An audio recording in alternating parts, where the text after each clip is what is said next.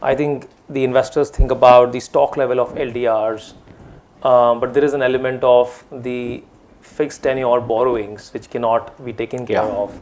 How are you monitoring that number? Is it the incremental number that is more relevant to you and your management team, or the stock number? No, the stock, you and I can't do anything about it because the bonds, large part of the funding which is in bonds are non-callable in nature. So I have to wait for the maturities to happen. But whatever maturities we know that is likely to happen over the next every year is good enough for us to have an impact on our profitability. But so effectively, what we put will be after that. I mean, whatever I raise, I maintain reserves, I maintain, part of it repayment, and the part of it is borrowing. So when you have a certain incremental loan deposit ratio that will emanate out of this strategy, automatically your stock of LDR will also have a downward glide path.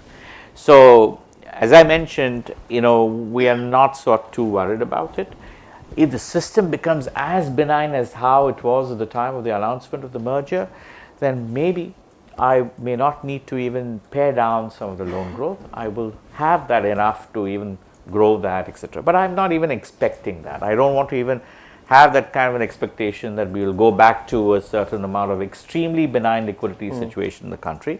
I'm expecting that, as I said, the caveats are that I need to ensure we will have a similar kind of liquidity situation now. It may become slightly better. I'm sure it's already getting better, but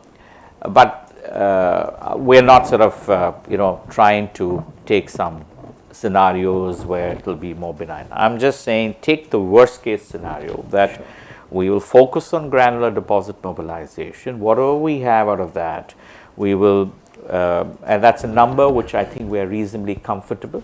And as I said, don't go by what came out in the third quarter. That doesn't mean that that's the indicator for the future. As I said, for all of you to believe, be patient, wait for how we mobilize in this quarter and the subsequent quarters. That will sort of demonstrate the kind of intensity we would have in a transition period. And as I said, we're rather sanguine about our trajectory. I think I know, and with a lot of humility, I also sort of taken a lot of feedback from all of y'all in terms of what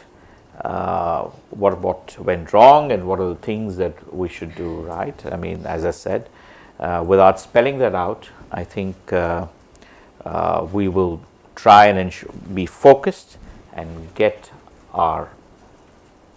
continue what we were well known for in terms of profitable growth. Sure.